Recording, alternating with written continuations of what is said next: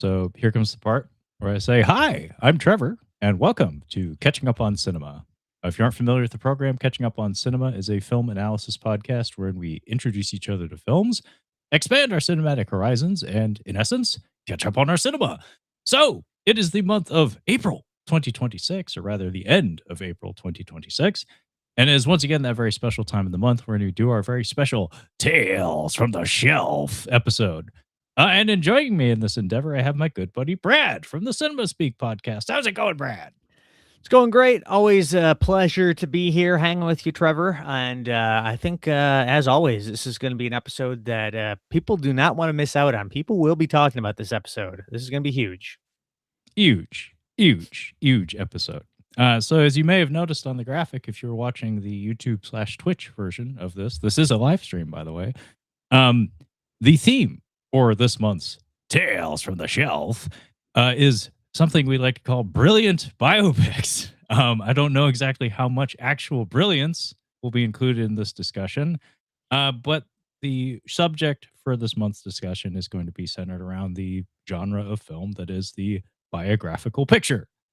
So these are generally narrative films about an actual person who lived an actual life. A major distinction, I guess, that I would think of when it comes to biopics is it centers on the person rather than, like, say, an event or something.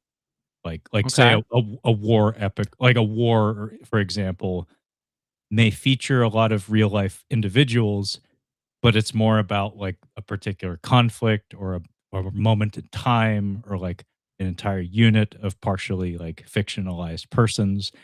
Whereas, like, I think of a biopic as like having a central figure around whom the rest of the film revolves, if that makes sense. How about you, Brad? What, like, seems like you might have a take.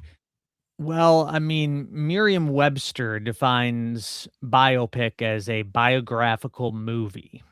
And if we're going to go by that, basically, I want to say that for me, when I think of biopic, I have a very important distinction. And I don't know if you probably won't follow this. I have a feeling you won't. But, and I'm curious what your thoughts are. I think for a biopic, I agree about what you said. It can't just be about a historical event, it's got to be about a person. I think that a biopic, in my mind, now you could maybe argue that other movies fit the definition of it, and this isn't a be all end all rule, but in my opinion, biopic, it has to be about a quote unquote famous person. Okay. Example. Here's an example that I would not consider a biopic, even though technically it might fit the definitions of it in terms of Merriam-Webster. I would not consider Captain Phillips a biopic. Okay. Would you? Uh, Interesting question.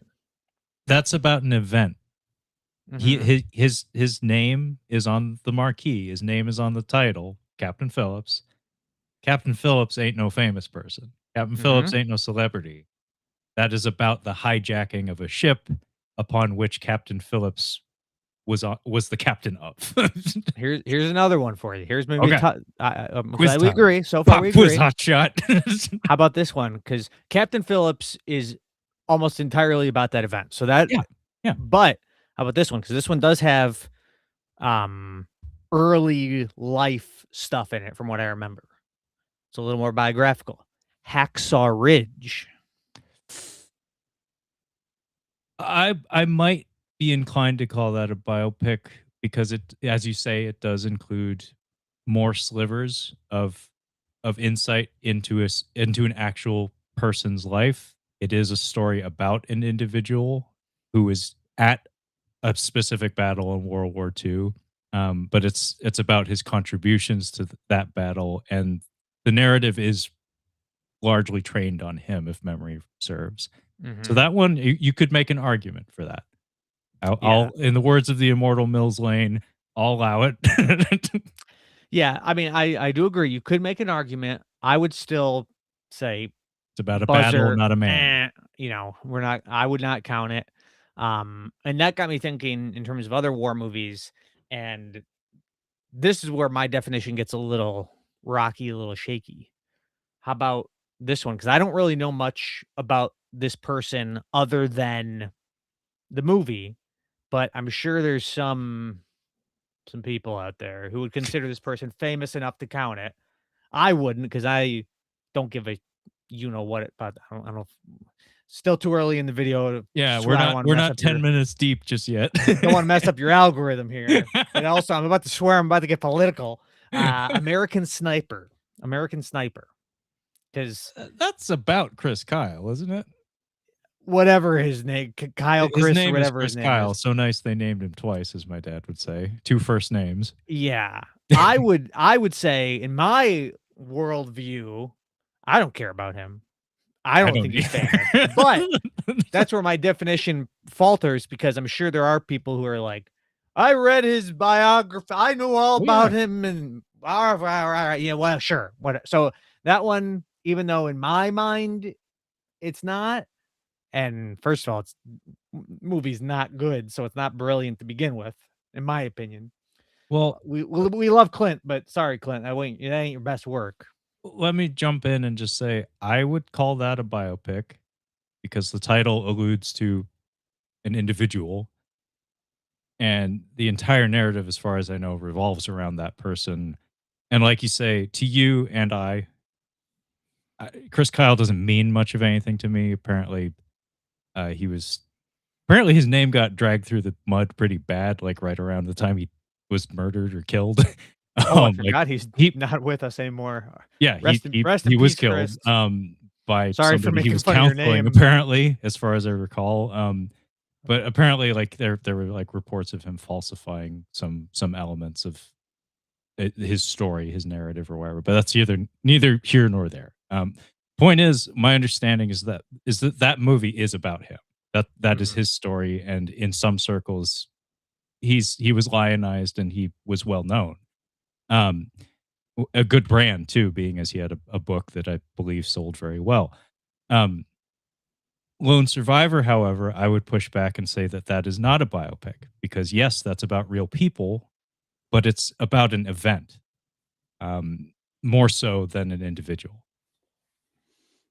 Yeah, I feel like Hacksaw Ridge is the perfect example of the middle ground where it's not about an event, but I would not say the person is famous enough to even though it is about that individual, where I would still not consider it a biopic.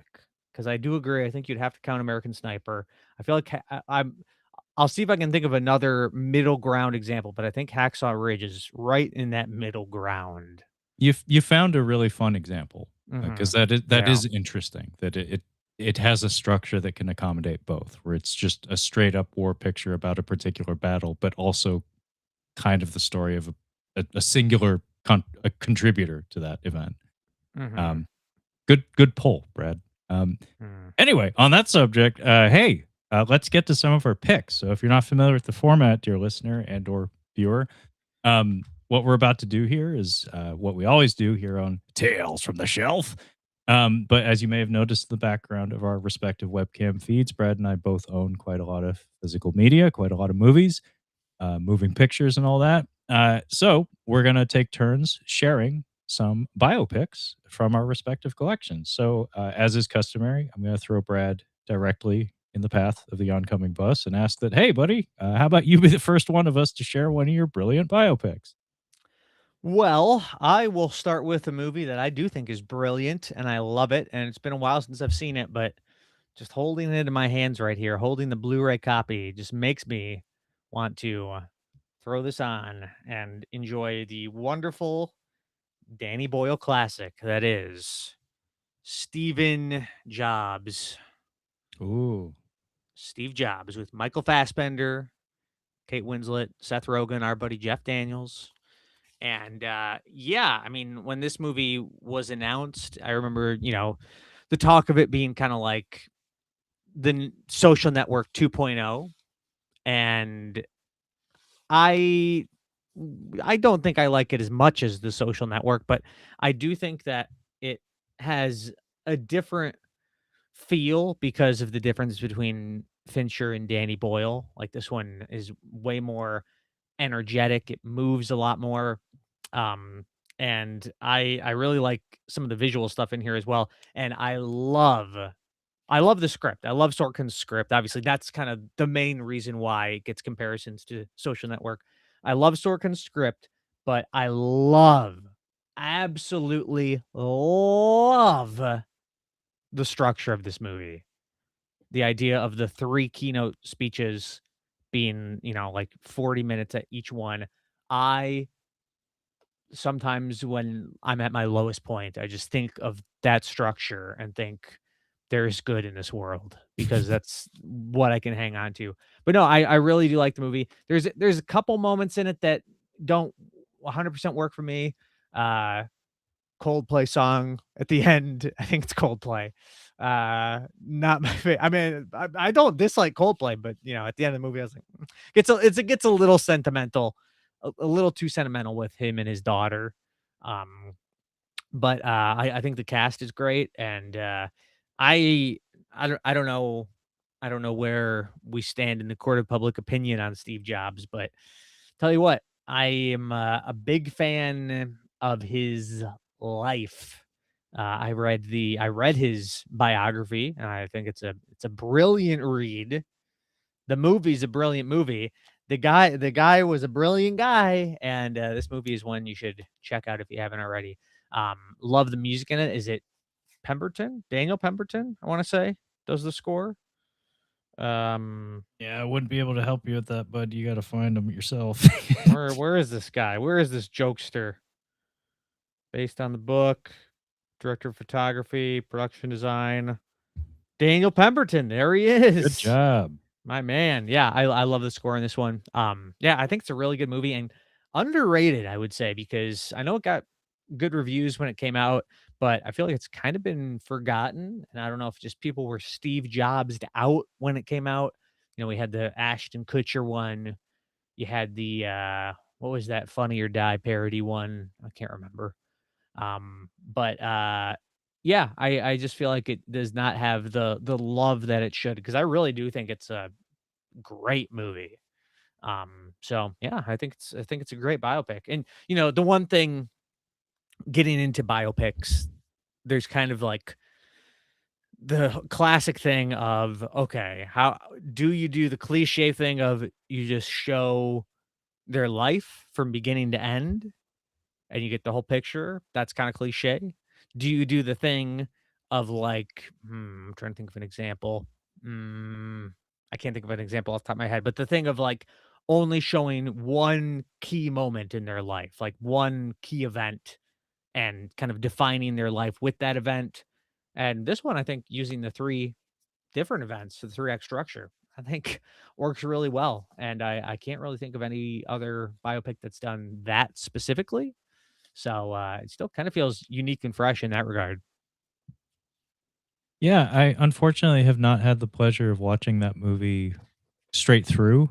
No, no, Oh, I have seen it, Brad. Just in unfortunately in like slivers. There were a lot of like your buddy Matt would be just shaking his head, just be like, "This is the most despicable." There was a lot of interruptions. There's a lot of popping up. There's a lot of, "I'll come back to this no, 3 days from now." you committed to the ultimate Steve Jobs watch where you watched the first keynote and then you waited 8 years and then you watched keynote number 2 and you're gonna watch keynote number 3 in another 4 years, like Yeah, see, it's a meta project. yeah, I'm doing yeah, it right. I'm watching the movie as was intended. I thought exactly. you were gonna say I was gonna do like the ultimate Steve Jobs sit where it's like Pirates of Silicon Valley, Steve Jobs, that Ashton Kutcher movie that he almost Yeah, died on the set of because he tried to adopt a fruitarian diet, even though everybody told him, just like they told Steve Jobs, "Don't do that." I forgot all We about almost that. lost Ashton Kutcher to a fucking Yeah, Steve Jobs movie. Not that I give a shit, but right. that is a thing that happened, folks. Um, but yeah, I did like the movie quite a lot. I would actually really like to sit down and rewatch it. I was reminded of it just the other day because I was watching something about the Michael Jackson movie, which is currently in theaters as directed by Antoine Fuqua, or is it Vantoine Fuqua, or is it Antoine Vanqua? I think it's um, gotta be Vantuan Fuqua, right? I mean, Vantoine Fuqua, I think is that's the the name. layup right there. That's pretty. It's pretty good. So can take a pit stop to say that the impetus for us using biopics as the subject for this month's discussion was in fact the release of the Michael Jackson movie, and it's a little bit controversial because it's essentially more of a advertisement, I guess, for the Michael Jackson estate than it is an actual sincere story about the man himself and the life he's lived, excuse me. Um, so biopics are on my mind, and yeah, I was reminded of the Steve Jobs doc or film biopic rather when I was thinking about that.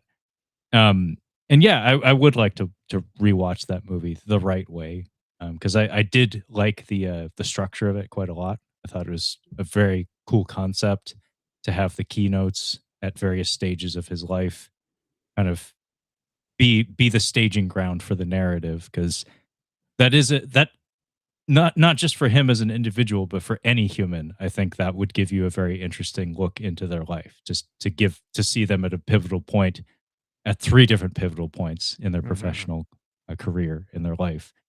And also, it helps that, like you said, Steve Jobs as an individual was a compelling person. Like I know there's lots of controversy and stuff about him as a person, but compelling. And ultimately, at the end of the day, if you're looking for drama and if you're looking for a narrative or something, that's a good place to start with a film. And he's a great subject to center a story around. Um, Helps that you have really talented performers in that too. Um, so was it Seth Rogen? Yes. No, not Seth Rogen. What was it? Seth Rogen in that one? Yeah, yeah, it's Seth Rogen. He's Mhm. a Wozniak, right? Yep. Mhm. Yeah. He was very good in that, from what I recall. I know he can be hit and miss with some people, but I liked his contributions to it. By the way, looks like we did get some comments that we've been waiting for months, Brad. Alright. So let's take a look at that. So Scott Walker returns. Hello, boys. It's been quite a while. How Scott. you been doing lately? My fiance Trish and I went to see Scream 7. We both love the movie. We're going to disappointed didn't refill himself as the killer, but there's still hope for Scream 8. I personally do believe so much is due other people. At the first video call Sydney got from Stu was the original Stu, and the others were deepfake AI. Spoilers, God. Some of us haven't seen this yet. Scott Walker. Ends of new Free Willy film is being made. I might be coming out this year or next year with the original cast returning. James Richter, the boy who played Jesse, is also returning. Is being made. I might be coming out this year. I was scared. I thought Scott was going to be coming to my house. I was like, shit, the killer's in the house. But yeah, Steve Jobs. um, before we move on to my pick, Brad, on the subject of the Michael Jackson movie, what's the barometer for you? Like you read the news and stuff. You read reviews and whatnot. Like, what's the vibe with the Michael movie at the moment?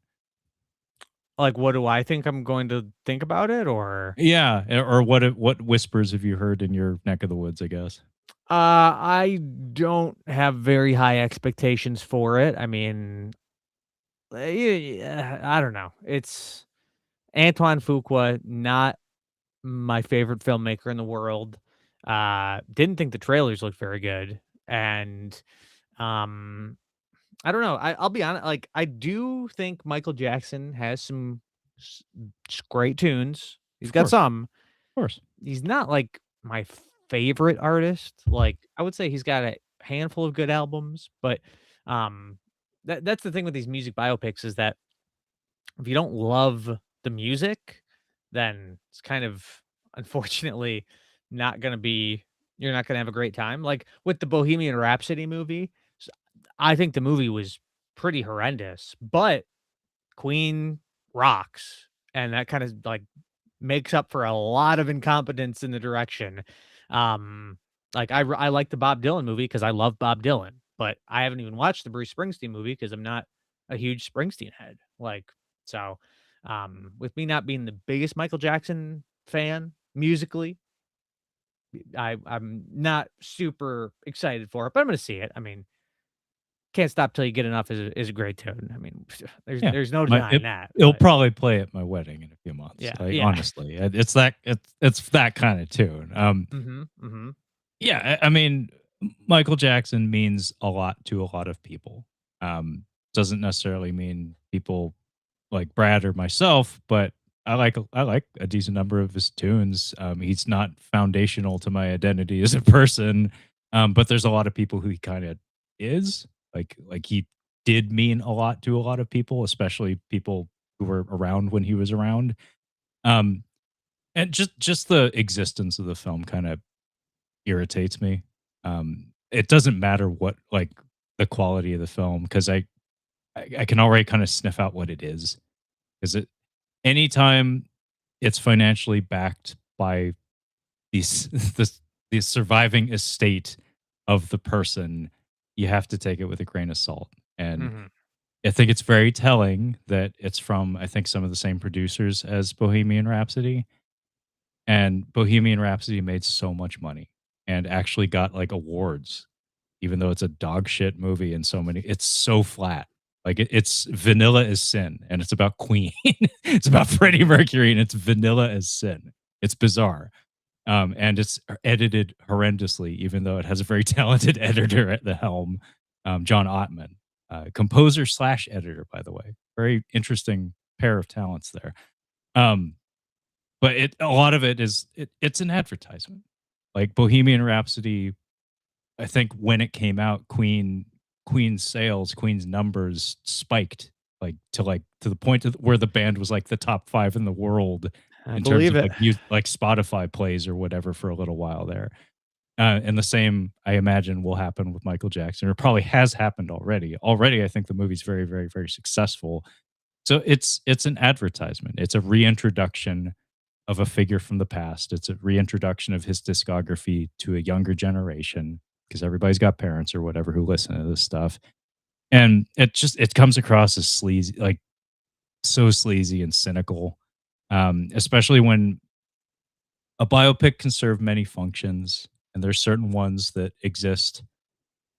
Like in the past 20 years or so, there's been a trend of approaching from an unexpected angle where it's like, here's somebody we're going to attack them, and attack is the right word, from an unexpected angle and maybe peel back some layers that nobody's challenged before.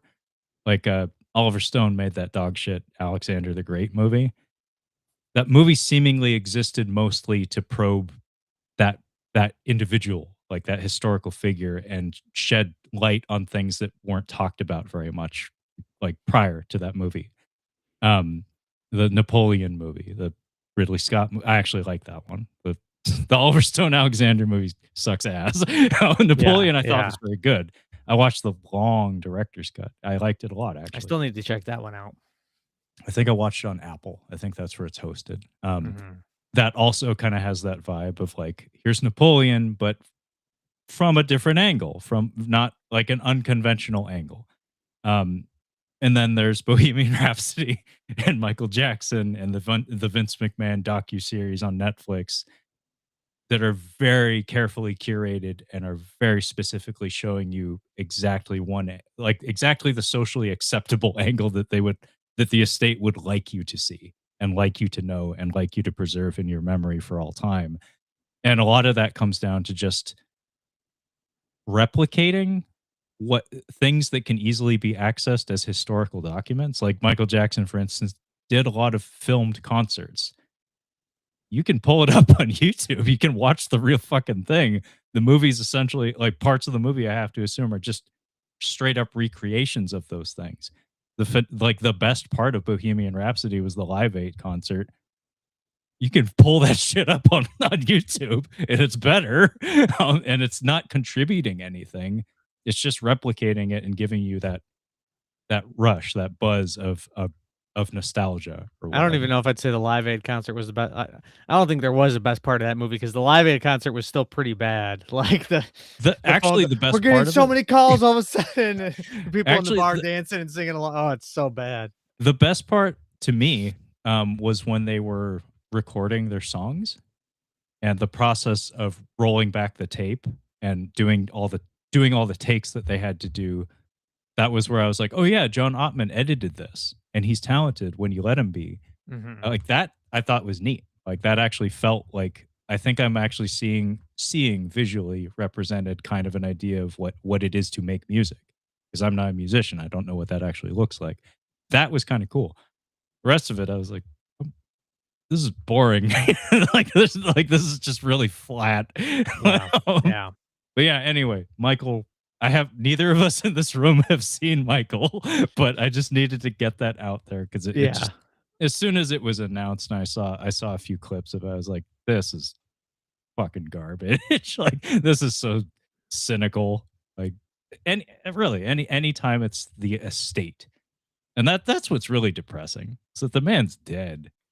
Like it's just people propagating his image to profit from it. Mhm. It's like Yeah. exploiting Yeah. ghosts, and it's sad that's the case, but that's the world we live in. Be a good Anyway, that'd be a good band name, Exploiting Ghosts. exploiting. Yeah, my dad always wanted to make a band. I think he actually did have a band. Like they never made albums or anything, but I think they called themselves Disgruntled Postal Workers.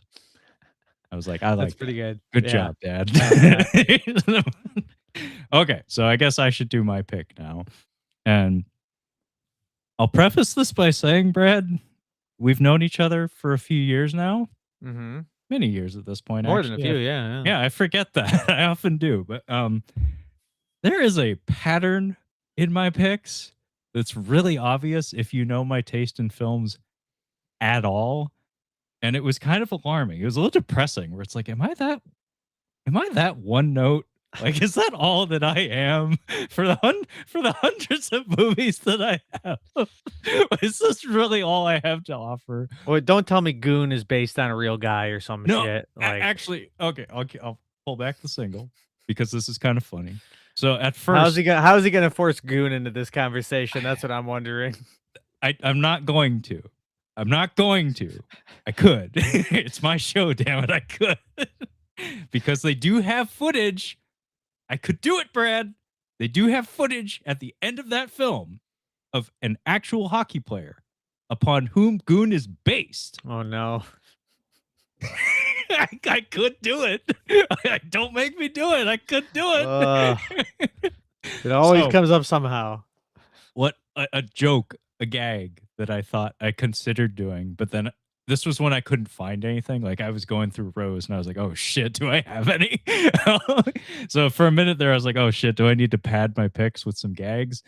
I considered just like pulling random things and then just trying to play it off as just like Triple X, the return of Xander Cage. This is real. This is a real guy. The biopic about Xander Cage. Yeah, yeah. Or Goon, the story of Goon. Clearly, a famous hockey player, Goon. Or 20,000 Leagues, the story of Ned Land. Yeah, yeah. A giant octopus harpooner. I thought about doing that, but I actually did find some stuff. But like I said, it's like all the same genre.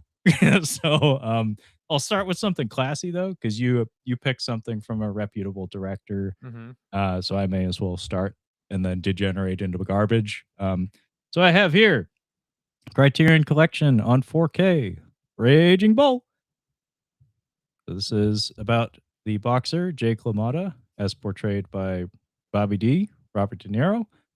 And this is from 1980 on the nose, and is actually inspired, and I think partially, like the writing material might be partially borrowed from the autobiography of Jake LaMotta, upon whom the story is based, and again, whom Robert De Niro is playing in this film.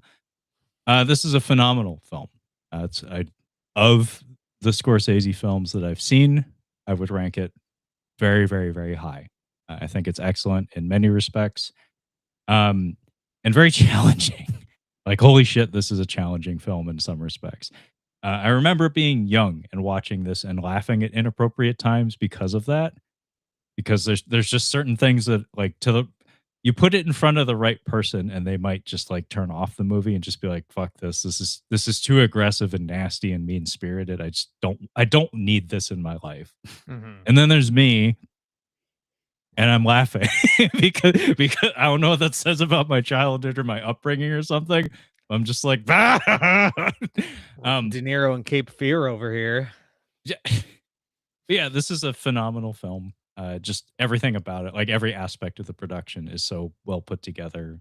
The selection of music that opens the film, famously, I believe Martin Scorsese has an extensive record collection, and I think it was just he just chose that piece of music because it just fit.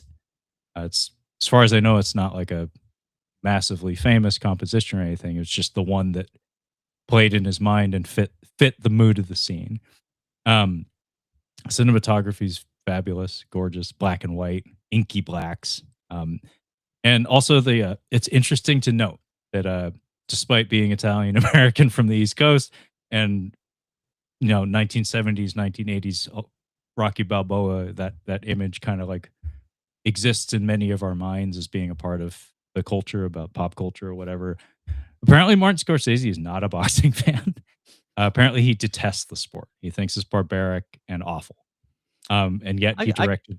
I could You see can that tell. based on the vibe of that movie. Yeah. I think it's interesting because his representation of the boxing scenes in this movie, which largely dominate the first half of the movie, are more impressionistic. There's not really a devotion to any sort of realism or even like real cohesion. Like it's feverish and impressionistic in the way it's presented, where it feels savage and artful and disorienting. Which, if you've ever had somebody punching you in the face, there is a little bit of that going on. Like there is a little bit of panic and almost like an impressionistic understanding of reality, just because of how fast everything is and how discombobulated and frazzled you get in the midst of that. So it's really fascinating to see that kind of approach to the presentation of it. And also the moment in time in which this film was released is kind of the perfect moment. Because it's like it's often cited as like the antithesis of Rocky. Because Rocky came out in the 70s during a infamously like cynical time period, and it's like the ultimate feel good underdog story.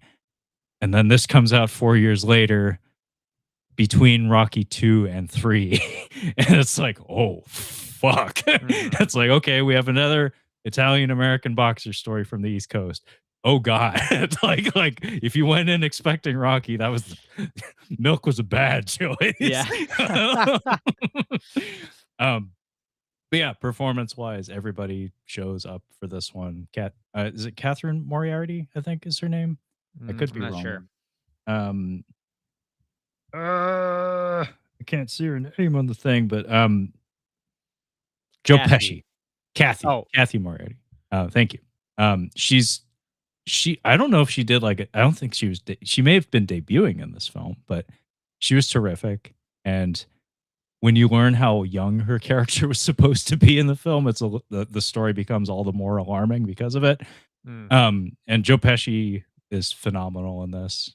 His chemistry with Robert De Niro is incredible. So many memorable scenes. Just a really excellent, but also brutal and challenging film. But I've seen it many, many times. Very proud to own it. And in case you don't, in case you didn't get it, dear listener and or viewer, what I've discovered is I own a shit ton of boxing biopics and martial arts biopics. Um, Seems to be a very popular subject or something. I did actually read the autobiography many years ago, and it's very compelling. Jake LaMotta is a strange and compelling individual, and he was involved in the production. Like that's something that's really interesting to note because Michael Jackson dead. Uh, the money people have all the say in the world about how his ghost is managed, all that. Jake LaMotta, confirmed bad human in many respects, was alive, was on the set, approved of everything of all the awful shit you see in that movie. But I think that's fascinating. That is It's like interesting. he didn't Yeah. pull any strings. He didn't say, "Yo, Marty, you can't be showing me punching my wife and stuff." He said, "Yep, that's how it happened. That's me." Very Yeah. honest. Well, you can give him that at least. You can give him that compliment. He's very honest. And what's really crazy is he actually he lived a very long life. Really? Like, yeah, so many boxers, anybody who's taken a lot of head trauma, honestly, like they didn't know shit about CTE back in the day. These Mhm. days, like everybody's aware of this stuff, or at least they should be. But so many boxers develop like pugilistic dementia or Parkinson's in the case of Muhammad Ali, and a lot of them don't live very long and healthy lives. He just somehow he just hung around. Like he just lived. He lived a very long life. It was very surprising. It's like, really? Jake LaMotta, he's still around. Like I would thought he would have died 50 years ago. Mhm. Yeah. Oh. Anyway, Well, Raging Bull, I will say, is obviously classic. I've only seen it one time, and it's been a long time, and I do think I own it on 4K. I didn't grab it because I just, don't yes, I own it. Don't remember enough about it to really say much, but, it's obviously classic, and I did really like it when I saw it. I think probably I'd appreciate it more because it's probably been close to a decade since I last saw it. But yeah, no, I mean, it's an American classic for a reason, and one of the rare films that Trevor gave 5 stars to on Letterboxd. I just found that out, so very, very cool, very deserving as well. yeah, I wouldn't take that back. I would retain that 5 stars. Are you aware, Brad, that a drop from Raging Bull exists on your soundboard? Hmm. Can you recall what it might be? So, folks, if you're not aware, Brad has a you should be aware of this, by the way. Brad has a podcast of his own. It's you can see it on the webcam. Send him Speak podcast. It's better than this podcast. It's No, a no, no, weekly no, no, no, no, podcast. Check it out. It's excellent. Sometimes I'm on there, not often, but every once in a while. We review shark movies most. no. But Not to derail you, but did you see, Rennie Harlan, the score on this thing? Deep Deep Water? Water or whatever. It's got an 80% on Rotten Tomatoes. Do we need to do another shark movie review, I Brad? I thought this was gonna get bombed, and I'm Me like, "What is too. happening?" Well, Anyway, not to interrupt you there, but yeah, but so if you're not aware, Brad has a podcast called Cinema Speak, and he has a soundboard that he makes use of. I do too, but I always forget it's there because I get swept up in the conversation. But when Brad gets bored of you, speaking from experience, he drowns you out with the soundboard. So I'm curious, Brad, if you can recall. I supply Brad with drops every once in a while. Like if I recall something funny that needs to be on there, um, I'll give it to Brad and he'll put it on the soundboard or wherever. But do you know what I'm referencing here? it's gotta be, hang on, let me see if this will work. It's gotta be this. I want a good, clean fight. No, I'm joking, No, I'm joking. I A did reference him earlier though. That was the immortal Mills Lane. Oh, okay, okay. That was from Celebrity Deathmatch, Brad. He was if you don't know who Mills Lane is, folks, he was the referee. He was the voice of the referee on MTV's Celebrity Deathmatch. But I believe he was also the referee for the Mike Tyson versus Evander Holyfield 2 fight, the bite fight, as they call it. Mhm. I want a good, clean fight. I'll allow it. Let's get on. Let's get it on. There he is. Actually, my actual guess, and because I know who's saying this, so I'm assuming this is what you're talking. I could be wrong. I'm guessing it's this. Fuck your mother. Yeah. You got it. Good job, Brad. Yeah, no, I would not have. I know that's De Niro, right? That's De Niro Yeah. in Raging Bull. I obviously knew that was De Niro, but I would not have pulled that it was Raging Bull. It's from Raging Bull. I did mention I laugh at inappropriate moments of Raging Bull. Again, I don't know what sort of psychological trauma I experienced in my youth that I laugh at Raging Bull, but him yelling at his neighbor, "Fuck your mother!" Just the escalation of it is so incredible. It's hilarious, and I think I mentioned it on my show, but when I rewatched Heat, I was not aware that this was from Heat. Don't waste my motherfucking time. So that was You weren't aware that that was from Heat? well, I don't think I'd watched Heat since you sent me that drop, so I just Well, didn't I'm know. glad I sent it to you, and I'm glad you use it because it's Yeah. amazing. Yeah. Yeah, don't waste my motherfucking time. 'Cause she got a great ass. Yeah, obviously I knew that was from Heat. I got that. That Yeah, was you know obviously- that one, but Great ass. great ass. But there's one more that my friend and I used to reference this all the time. It's a deep cut. It's not a quote. It's nobody cares. Nobody cares. Nice hat. In Heat, there's a scene where Robert De Niro is doing this. He's doing the Bobby D finger to Ashley Judd, and she's backing into a closet. And he's trying to say, "You gotta stay with Val Kilmer. You gotta hang out with Val Kilmer because he needs you. His brain's all fucked." And she's like, "I'm sick of it. I'm sick of it." And he goes, "Shut up." Me and my friend used to always yell that back and forth. "I'm sick of it. I'm sick of it. Shut up." Is this shut up? Is it clean? Can I get that on the board? Is it? I don't think you'll be able to get it without an overlap of the "I'm sick of it." Okay. The second "I'm sick of it" will definitely go over it, but I'm sick of it. I'm sick of it. Shut up. All right. Okay. It's one of the most aggressive shut ups I've ever heard. There's a snap to it that's incredible.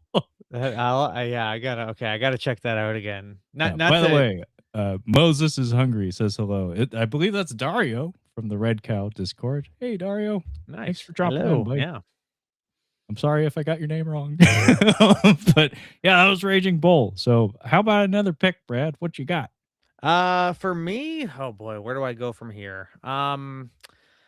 Let's go with these are all such terrible choices.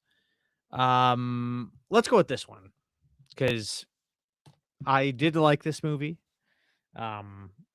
This is kind of fun because it's embarrassing. I still have the Best Buy sticker on the slipcover. But it is a movie from probably 10 years ago now. Time is going by very quickly. I have Jackie with Natalie Portman. Of course, the Jackie Earl Haley biopic starring no. First of all, I love this slipcover. I love the poster of this movie. Beautiful. And the director, Pablo Larraín. I'm not going to go so far to say I'm a huge fan of this guy, but I do really like Jackie. And they also did Spencer with Kristen Stewart. And I thought that was great as well. And this is kind of one of the movies, although I don't totally remember how far into the future they go, but obviously this one mostly just follows Jackie Kennedy following the assassination of her husband JFK and the immediate aftermath of that.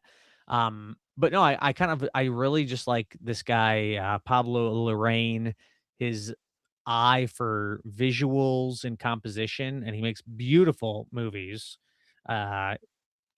Gets great performances out of his actresses from the two movies of his that I've seen. And he also did do a movie with, what was the other one that I didn't see? Not to just talk about a movie that I didn't see, because that's real interesting for people. Let's talk more about Michael, Brad. yeah, exactly. So this guy's trilogy, Pablo Larraín, his unofficial trilogy was Jackie, Spencer, and Maria, which Maria, is it Callas? Who I'm obviously a huge fan of. I know everything about her, but I'm not going to get into it here. But I could tell you everything about her, but I'm not going to get into it here. So don't quiz me on it, okay?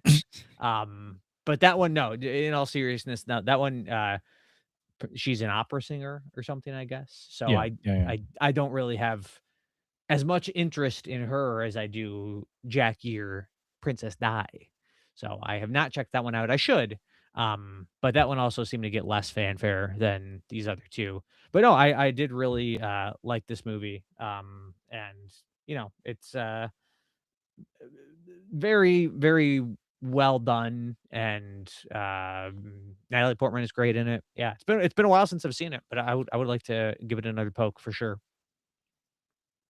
Yeah, get another one this one I haven't seen even a lick of, but I remember seeing the advertising for it, and I was uncertain if it was even a movie at first, just because it seemed so aesthetic driven. It's just like the costuming, the color, the shot composition almost felt like a visual art piece almost. Like just like let's follow Jackie O for a while, and paint beautiful pictures and evocative images with like that tell the emotional story of this woman. I actually don't have much conception of what it really is, but I do remember when it was being promoted and it got a decent amount of hype. Not a director that's known to me personally, but I am aware of that trilogy. I am aware that that's a project of his. That's kind of a unofficial trilogy of sorts. It'd be interesting to check out though, because as far as I know, all of them are well regarded and all of them have strong central performances at the very least. And just based on the imagery alone from the Jackie movie, I can't speak so much to the other ones. Um, look compelling.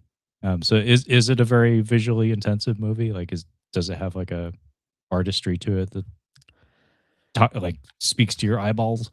Yeah, I do remember Spencer a little bit better because that one came out more recently. Mhm. But I remember really liking the visuals in Jackie as well. But yeah, Spencer I thought just was a gorgeous looking movie. And yeah, I should check out the Maria movie because even though central figure does not interest me at all. I mean, the director's track record is pretty strong. I gave both these other movies 4s out of 5s.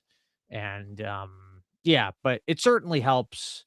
Like, I mean, that's kind of one of the things with the biopics. That's why Trevor, yours are all boxing and martial arts movies, is that if the subject matter, if the person doesn't really interest you, then it's kind of not impossible to make a movie that is something that you're want to watch or own or whatever.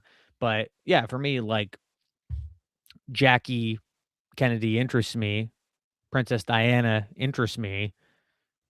I don't even know anything about this opera singer Maria, so maybe her story will interest me. I don't know, but it's just I haven't gotten around to it. But I would say most of the movies that I have here are either well, okay, maybe this is a lot. I was gonna say most of the most of this the central figures interest me, but to be honest, most of them are just like auteur directors that interest me. But it certainly helps with music and history. If it's a subject matter that interests you, it's gonna be way more compelling. And you don't have to get over that initial hump of making you care for this person. See, that's why this is a fun conversation, Brad. Like, one, I'm having it with you, so that helps. But just the difference of approach, because we have our own collections, we have our own interests, and yeah, like we're only two picks deep for you, but already you can kind of tell that the director and the project is kind of the drive that makes you reach for the thing. Hmm. Whereas me, it's the subject. Like, I'm not thinking too much about who's making the thing. It's like I'm interested in that thing, so I want to see it. Yeah. Um, so we have two very, very different approaches, and Yeah, I I think want to go on it's neat. record and say that I do not care about real people and real life. Does not interest me. I only care about how it affects the movie. That's it. That's all I care about. Sorry. It's like you can live the most amazing life that's ever been lived. If it's not a movie, I don't care. Yeah. It's No, like- you can tell it can be the most amazing life, the most amazing story, and I'll say, who directed it? That's all I yeah. care about. All right. Was it directed by Scorsese? Not interested. Yeah, Sorry. not interested. Steven Spielbergo. This is the Mexican offshoot of Steven Yeah. Spielberg. Sorry, can't do Yep. it. Okay, well, pick is to me, and you pick Jackie O, who actually, is a well-known historical figure, is was beloved for sure, style icon for sure, but is also known partially as being somebody who was adjacent to a person who, Let me just last thing on Jackie. Just yeah, speaking of style, you got the slipcover, you got the classic. Don't get these too often anymore. This slipcover that opens up. And it's got a oh, oh, that's little slick. art in there, and it's got the Look at little that. kind of velcro-y thing there. Dig it. I Very mean, nice. if you really, it's Jackie O, like she style icon. If you got to have some slick packaging. That was Mhm. wise. That's like right up there with the flight risk slipcover. Yeah, honestly. That's like right up there in terms of creativity. Yeah. Style points for sure. I like that. That's pretty cool. So to complete the thought, I was saying that Jackie O, very famous in her own right for sure, but also known to be, wife of JFK, um, president of the U.S. Kind of a big deal.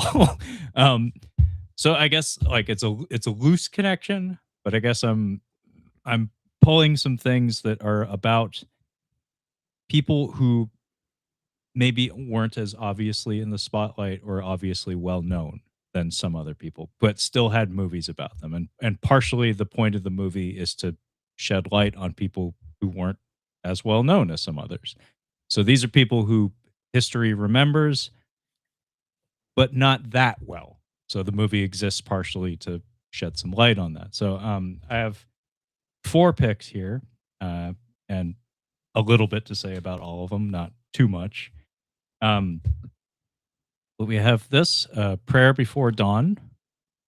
I don't know if I've ever talked about this before, Brad, but this stars Joe Cole, who was the lead in Gangs of London. Okay. And also was, I nicknamed him Jujitsu. He was the guy who did jujitsu in the band in Green Room. Okay. He is very English, very British, as far as I know.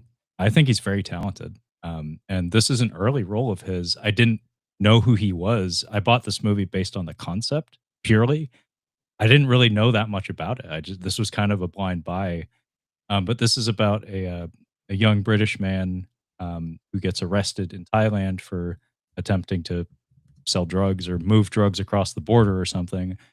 And he exists in a Thai prison for a long time and takes up Thai boxing. And I don't know if he became a practitioner of any real significant note or anything, but this is the story about him kind of having a pivotal like period of time when he was imprisoned in Thailand and kind of a period of self discovery. The real life person is named Billy Moore, by the way. I remember that when that came out, the trailer, I saw a bunch. And I think it's that movie. And I never saw the movie, haven't thought of it since then. But I have seen the trailer, I think. Yeah, I think. That's all I can add on the conversation on that one. It's a good movie. It's a prison movie though, and I have at least one friend who's just like, I don't do prison movies. Like I'm not about that life. Like really, just too dark, too brutal. Just not something that they care to expose themselves to. It's Kyle, by the way, my sometimes co-host on the show. He doesn't like prison movies.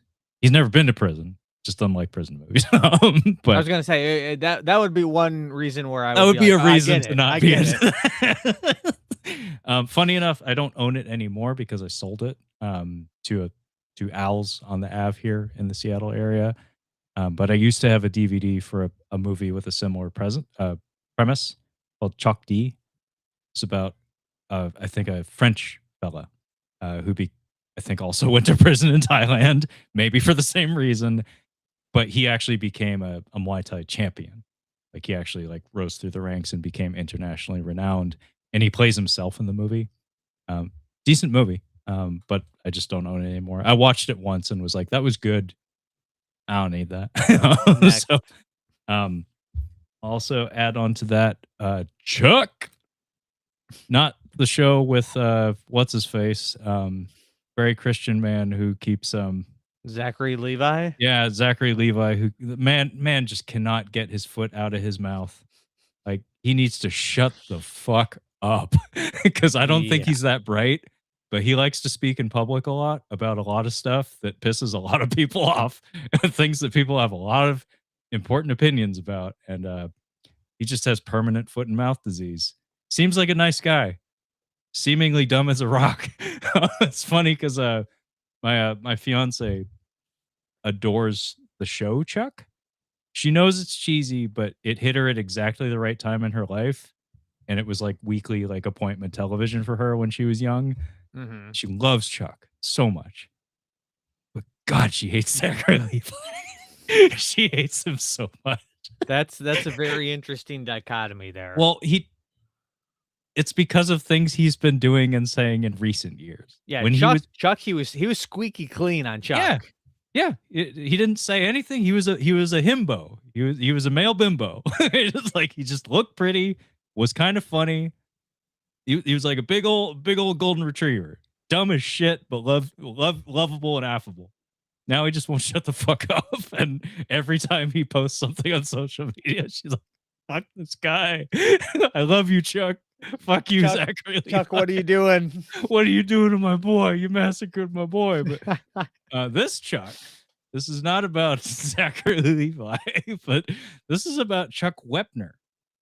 And you probably can't read it very well, but this small bit of text here says the untold story of the inspiration for Rocky Balboa. Now, I don't know if you're aware of this, Brad. You probably are, because you know stuff about things. But famously, one of the inspirations for the Rocky Balboa story was Sylvester Stallone was in attendance for a actual professional boxing match between Chuck Wepner, the Bayonne Bleeder, that was his nickname, the Bleeder, against Muhammad Ali, who was at the peak of his powers and, a Hall of Famer for sure, even then. And Chuck Wepner essentially went the distance. I don't think he actually did, but he went very, very far into the deep rounds back in the day when it was 15 rounds with Muhammad Ali. And the narrative of that fight resonated with Sylvester Stallone, and he did what he does. He locked himself in a room and pounded out a script in 2 hours and called it good. It worked out that time. Him sitting in the crowd and be like, "Oh, this could be a movie. This could be a movie. This could be a movie. Yo, Frank Stallone. This could be a movie. You could do a song for that movie." Yeah. No, wait. We'll have to wait until the sequels for you to do songs for the movie. Classics like "Pushin'" and "Take You Back," take you back.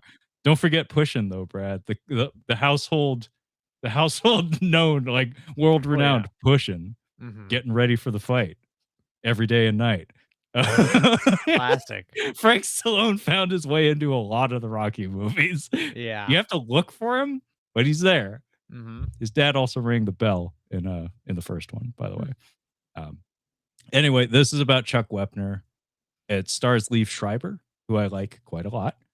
Actually has a pretty star-studded cast. It's got Elizabeth Moss, Ron Perlman, Jim Gaffigan, the loudest man on the planet, Brad, Michael Rappaport, the loudest human being on the planet, and Naomi Watts. But yeah, this is an okay movie. It's not great, actually. It doesn't flow that well. Liev Schreiber's terrific in it. A lot of the cast are terrific in it. It's just the actual, they adhere, I think, too closely to the true story. And unfortunately, it's not that compelling a story because it's mostly about a guy who's trying to like leech off of the moment of the Rocky franchise and failing at it because of lawyers and stuff, because they exist. So it's kind of a dull story, unfortunately. I'm glad a movie exists about the guy, but it's not that great of a movie, unfortunately. I also have The Iron Claw, which I thought was very good. I didn't think it was amazing, unfortunately, but the promotion for this had me thinking it was going to be like the best movie of the year. Yeah. I didn't think the hype train was high. The hype train was so high for this. And parts of it are very good, but it just doesn't quite get there, unfortunately. But the reason why I'm holding this one up is that this is about the Von Erich family of professional wrestlers. And Zac Efron is kind of the central figure of the story. It's about a family. It's a family story, all of whom are real people. A very tragic story in a lot of respects. But what's interesting is that even though he's the protagonist of it, he's kind of the most low-key of the Von Erichs in a lot of respect. Like, for instance, his brother Kerry, played by Jeremy Allen White, he actually did a stint in the WWE, and I think actually wore a belt in that organization. Like, he hit the big time, essentially. Not for that long, but he did. He went to the, like, think like AAA versus MLB, basically. He got to the MLB for a little while. Zac Efron did not. even though he's the main character of it. So it's kind of like a guy who's adjacent to bigger figures, kind of like Jackie O and JFK, I guess. Um, then also, this one, Brad. You definitely saw this. You definitely talked about it. Cinderella Man. Ah, yes, I knew this. As was coming, directed yeah. by our boy Ronnie Howard. Been trying to get my fiance to watch this for 5 years or something. I don't think it's gonna happen, man. But it's about James Braddock, who was a heavyweight boxing champion in, I believe, the late 1930s, Great Depression era, and he was a world champion. He's in the Hall of Fame, so he's known for sure. Like it's not like he's an enigma. It's not like he's like nobody's ever heard of James Braddock. It's like no, he's in the Hall of fucking Fame. But he was also like his career came at a funny time in the history of the sport, where Max Baer was kind of champion at the time, the champion who he took the belt off of, who is much more colorful, much better remembered, and then ultimately the person to whom James Braddock loses the belt to, not in this film, like almost immediately after the events of this film, was Joe Louis, who is one of the most famous and most decorated heavyweight champions in all of history. So it's like he's kind of like not forgotten, but like a kind of a footnote as compared to those two titans who actually carried real celebrity. Because like Jim Braddock had like that gouache, kind of like affable quality to him, but Max Baer was a showman. Like he could walk the red carpet and people would swarm him and stuff. Joe Louis has a fucking stadium named after him. Not anymore. Well, unless is there another one? Actually, I don't know what would you say it's changed to? Because that's out in your neck of the woods, right? Yeah, it was Joe Louis Arena, Yeah, in Detroit, and it's no longer. I'm pretty sure it's been demolished. I think it's no longer in use. so past tense. Past tense, yes. It's been replaced by. We have a new stadium that was named after another great, famous individual. It is Little Caesars Arena. If you know of the great Little Caesar. Oh shit! You got us beat. Like we have T-Mobile. Yeah. At least it's not the crypto.com arena. That has to take the cake for the worst. That takes the cake. Little Caesars, I kind of actually love that. Like that's incredible. Yeah, it is. Little Caesars has that much cachet that they own a stadium. No, well, yeah. I mean, I think I don't quote me on this, but I'm pretty sure because the family that owns the company Little Caesars own like the teams in Detroit. Like they're the owners. I didn't know that. There's a lot of Little Caesars. There's a lot of pizza wrapped up in Detroit, believe it or not. Wow. Oh, I had Detroit style pizza the other day at our baseball stadium. It's probably blasphemy in your book where you're like, that ain't Detroit style pizza. But yeah, I went to a baseball game and my fiance scouted out this pizza place that's in the stadium, and she was like, this place is getting really good reviews. Nice, even though it's stadium food. Tried it. Mhm. I dig it. Would like to have more, because that was my first experience with however the fuck you guys do things out there. It's pretty good, isn't it? I liked it. I liked it a lot. Yeah. Gonna have to get more. Yep. I like Detroit style pizza a lot. I'm not a big this is too personal. I don't want to upset anybody who's watching. I was just gonna say I really like Detroit style pizza. I do really like big thin New York slice. Big New York slice. New York. Chicago style. Not my favorite. Not my favorite. Well, see, you have to be careful. Well, you've got buddies, you've got friends on your podcast who are gonna show up if they listen to this. They don't listen.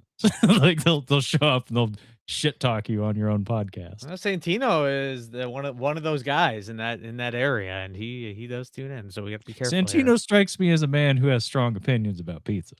Yeah, but he also has told me he would eat White Castle from a vending machine. So White Castle. Anyway, that was a whole bunch of garbage. Brad, what is your next pick? Let's go with oh boy. I'll go with this one here. Let's go with this one. Uh, I must not be a big biopic person because every single movie I've grabbed, I'm like, oh, I haven't watched it in a long time. I only watched it once. Blah, blah. This one, it was a movie I was kind of disappointed by on the first watch. I'd like to watch it again. I did like it, but I have the Ryan Gosling's very timely, very relevant. Ryan Gosling starring First Man, the Neil Armstrong flick, directed by Damien Chazelle. And yeah, there was a lot of things I liked about First Man. Visually, I thought it was great. Love the score. Love the score. There's one track, I forget the name of it, but there's a track in this movie that, in terms of going back and listening outside of a movie to a movie that I'm not like head over heels for, like not like, one of my favorites, it's got to be up there for most listened to track from a score of a movie that I don't like that much. It's a very small list of those tracks, but that's got to be the most listened to one. Yeah, I don't know. It just, and I don't know. I thinking about, I recently rewatched Apollo 13 for my Ron Howard retrospective. Maybe I'm just not a big realistic space guy, like real space stories. Like I don't, I want, I want some, really hard, heavy sci-fi. I don't need to see Apollo 11 or Apollo 13. I don't need to see these missions. I know that how they went, but it's just the movie's very well done on a technical level. Just the story, that one watch didn't totally grab me, and like the stuff of him and his daughter, like, am I wrong in like the daughter dies, right? Have you seen this? I'm trying to remember. I haven't. I've Okay. heard mixed things about it. I heard some fascinating thoughts about fear and about how like a major qualification for Neil Armstrong in being the man in that chair for that mission was that he didn't succumb to the fear of the circumstances, Mhm. which to most people to conceive of the risk factor involved in that would just crush them. Yeah, I heard on a technical level it's really brilliant. I haven't heard much said about performances or narrative though. Yeah, it's very like, because I don't know if Neil Armstrong was like this in real life, but Ryan Gosling's character, kind of, he was playing like at the time he. It's funny that Ryan Gosling used to be the guy who was like very just like, the classic quiet, not saying anything, reserved, sort of character, and now he's kind of become the goofy, quippy, bordering on another Ryan Reynolds type character between Fall Guy and Hail Mary, and so it's interesting how he's changed. But yeah, he's very like restrained in this one, so it's a very restrained movie overall. The big emotional hook did not work for me. And I remember there's one moment in this movie that I remember more than anything else. And it involves Neil Armstrong taking something with him out onto the moon, the surface of the moon. And he has it in his hand. And that's all I'll say. But I was not a fan of that. Not a fan of that at all. I don't know if it happened in real life. I don't care. It came across as very just forced and trying to have this big emotional moment that just it was, I could see coming from a mile away, and I was not crazy about that. So I'd like to watch it again because there is a lot to like about it. But it just was a bit of a disappointment coming off of Whiplash and La La Land, and I know Babylon got mixed reactions as well, but I actually really like Babylon. So I guess I need to force feed this thing, but as of right now, it's the one in Damien Chazelle's filmography or run that kind of is the one that does not hold up in my opinion.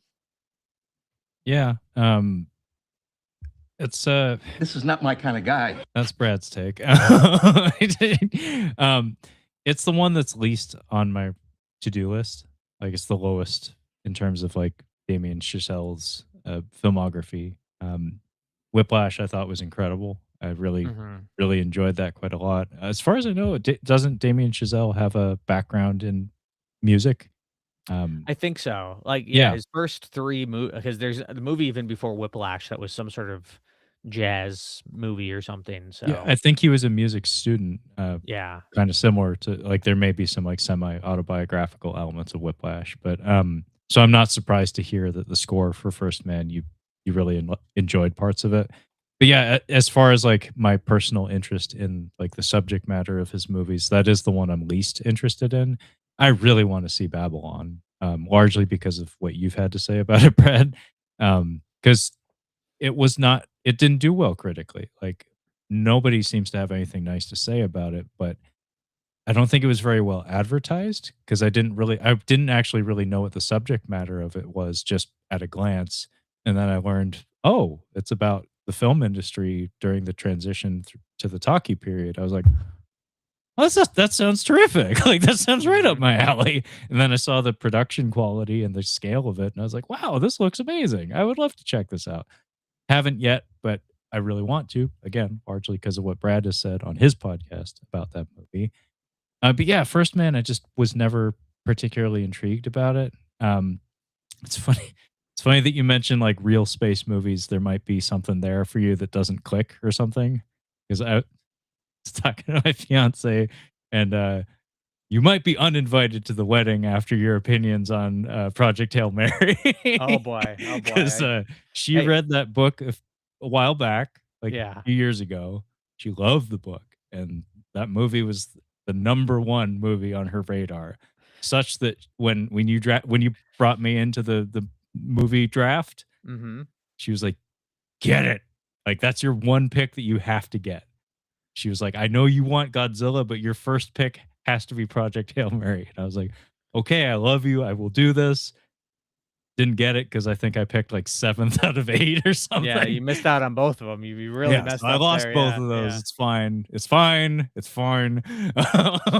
But yeah, Project Hail Mary, Brad, you get what, 2.5, 3 stars? I don't wanna talk about You're it. not, oh, okay. Brad didn't like it, but Did not work for me. you also conceded that you were in a piss poor mood when you went to see it too, though. Yeah, like I said, I will watch it again. I will try to watch it again. But I do think that I obviously some of the things that I said about it were kind of like, ragging on it just for fun. I Like know. I I was know, get Brad. but I do think my criticism of it being a very a movie that's very reliant on comedy Yeah. and the comedy not working for me, at least in that moment, in that day, on that, particular hour.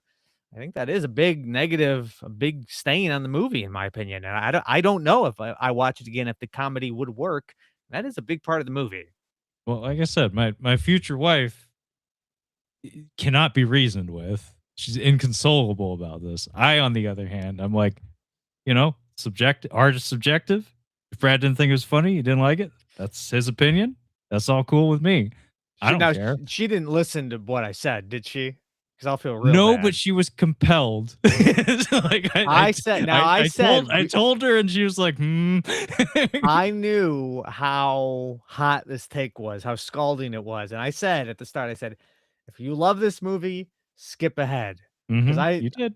You I did. I've had I got listen, I need to do this more often because I got more of a reaction on that than anything I've said in the last year on that show. Because I had people saying, "I turned it off, I had to stop listening," and I'm like, Wow. "Well, hey, See, see, at I least don't you were care. listening." Yeah, I don't care, but hey, maybe you need to do. Maybe that's the evolution of the Cinema Speak brand. Brad just has inflammatory takes on everything now. I will tell you that I am considering I'm a little scared, I will admit I'm a little scared.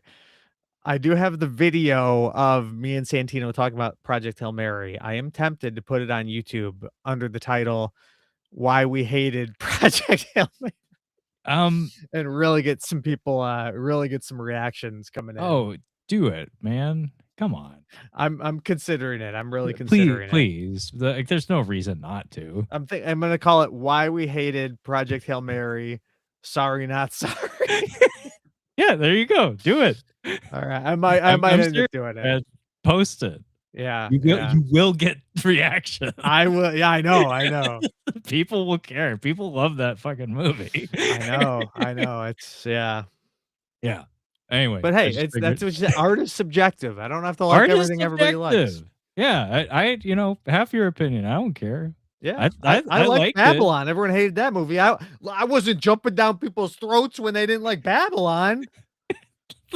I'm not the bad guy here. Yeah. I say like what you like. Yeah. Brad's a good guy. He's just being honest. He's not trying to Mhm. hurt nobody. He's just letting you know how he feels. He has a podcast. He has integrity. Okay. So I suppose pick is to me. Let me. So, I have like 2 more things I can talk about, basically. So what's it gonna be? This will be fun. Okay. So I got a stack here, Brad. Such that I'm gonna be doing what I did last time. I'm gonna shift from the single to you and I, so we can just run through them real quick. So I have here a stack of biopics largely about martial artists, where the connecting thread between all of these movies is bullshit. These are biopics about real people where virtually no effort is contributed towards telling the story as it was, as it actually played out. There are an alarming number of these in the world of martial arts cinema. So I invite you to join me on this journey with, we'll start things off with the man, the myth, the legend, Sonny Chiba. So I have here the Sonny Chiba Collection Volume 2. I also have, just because Brad will ask, Sonny Chiba Collection 1 is right there. here. It is. Okay. Yeah, I knew you would ask. I got ahead of it. So I don't need, there's nothing in this box I need to talk about, but I just pulled it because I knew you'd ask about it. But there's a movie in here and 2 movies in here because of some sort of licensing issue. So this is from Shout Select. And this is Beast Fighter, Sonny Chiba in Karate Bullfighter and Karate Bear Fighter from Eureka. And the reason I have 2 of these things here is that this is part of a franchise, the first 2 films in a franchise, and the 3rd film that completes the trilogy is only available on Blu-ray in our region in this box set. Okay. Brad's making a face. It probably needs to be on camera. Yeah, that's the face. That's the face. So between these 2 box sets from 2 different disc publishers is a trilogy of films about a real-life karate practitioner by the name of Masutatsu Oyama, or Mas Oyama. He was Korean, but I guess you'd say emigrated to Japan. He existed under Imperial Japanese rule and found his way in Japan. So I don't know if that was forced upon him. Like, I don't know if he was brought to Japan or if he like actually legally emigrated. Point is, he's ethnically Korean, but adopted a Japanese name and was, fluent in Japanese, basically adopted the Japanese culture. And he founded a school of karate in the modern era, like in the 1950s or 1940s, probably, called what is it called again? I can't believe I forgot it. Is it Kyokushin? I believe Kyokushin Karate, and it's world renowned for being like one of the tougher schools of the martial art. Their training is much more intensive and much more physical. Like it's not little kids doing tumbles on mats and stuff. The training involves people punching you in the stomach every day, and you getting punched by 100 people every day. Basically, it's a lot of getting punched in the stomach. Anyway, these are grossly fictionalized, very, very pulpy, very comic booky takes on the life and times of Masutatsu Oyama, as portrayed by Sonny Chiba, who actually trained under the real man. Like he was still alive at the time these films were made in the 1970s. So heavily fictionalized. I actually don't have it in my hand right now. I can probably grab it during a break or something. But there's a Korean film called Fighter in the Wind that is also about the same man, but it's a Korean production and has a very different cultural perspective for sure because of that. Very, very good. Fighter in the Winds from the early 2000s. I enjoy that movie quite a lot. So I the own it other on ones DVD. were productions of what country? Japan. Mother of mercy, I don't speak Japanese! Thank you. I gave Brad that drop not that long ago. Sorry, I had to do it. Yeah, thank you. I was waiting for it. I was hoping for it. On that same note, man, myth, the legend, Sonny Chiba is back with Sonny Chiba is a killing machine. Not quite the same ring as a Steven Seagal title, where it would simply be called Steven Seagal is the killing machine or a killing machine. Doesn't have the same ring. I love that though. So, Steven Seagal is out for justice. Yeah, that is good. That is Steven good. Seagal is on deadly ground. Steven Seagal is marked for death. That is the most brilliant titling convention there ever has been. I do like that. We need a guy. We don't have a guy that does that right now, Brad, but we need one. That's what the world needs right now. Yeah. Like Ryan Gosling is marked for death. Doesn't quite work. I mean, anyway, you kind of Jason Statham is the beekeeper. I mean, he is kind of the heir apparent, honestly. Man. Yeah, Jason Statham is kind of the heir apparent. Like it took a while, but he's the last man standing in a lot of regards. This is another Sonny Chiba movie from the really wonderful DVD printings they did around the time Kill Bill came out. There was a surge in popularity in Sonny Chiba distribution in our region. This is from Adness, and they put out something called the Sonny Chiba Collection in the mid 2000s. This is about another Japanese martial artist, a real life person named Doshin So, who founded a school of martial art called Shorinji Kempo, and Kempo is practiced by people all over the world to this day. Also heavily fictionalized, also very comic booky. I'd be remiss if I didn't point out Ed Wood. We've talked about it so many times. There's nothing more to say about it, but this is not the true story of Ed Wood, but it's a beautifully fictionalized take on it. Also, I have quintessential film in my upbringing, Brad, Bloodsport. Okay, starring Jean-Claude Van Damme. This film ends with a still frame of Jean-Claude Van Damme and many pages of text talking about Frank Dukes being the person upon whom this story is based. And in the years that have followed, it has been discovered that Frank Dukes is a complete fraud. Like everything about him is complete horseshit. Interesting. So this movie exists as an artifact where it's like. Could you even say that it is a biopic now? Is that an interesting case of a movie that was a biopic and it has retroactively been stripped of its biopic title? I mean, if nothing in the film actually happened, then what is it? Like it. There is a man named Frank Dukes, but nothing in this film, not even the closing slides that just via text speak of his accomplishments. If not even that is true, then yeah, what is it? That's a very interesting case study right there. Very retroactively no longer a biopic. If there was still blockbusters and there was a biopic section when the news broke, I think it's the equivalent of them radio stations pulling R. Kelly songs. You'd have to pull that out of the biopic section. You'd have to do it. Yeah, I'm sorry. We don't stock films about people who pee on people anymore. It's a policy. Yeah, it was written in stone in Blockbuster decades ago. Also, just for funsies, Legend of the Drunken Master, one of the first things you and I ever reviewed, I think. Yeah, that was an early one. This is actually about a real person, believe That's it or right.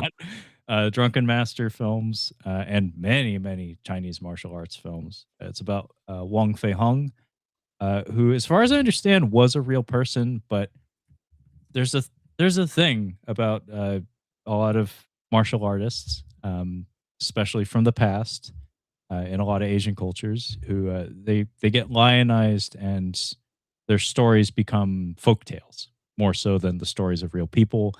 And Wong Fei Hung is like the quintessential example of that, where it's like he was a comic book superhero who was also a real person.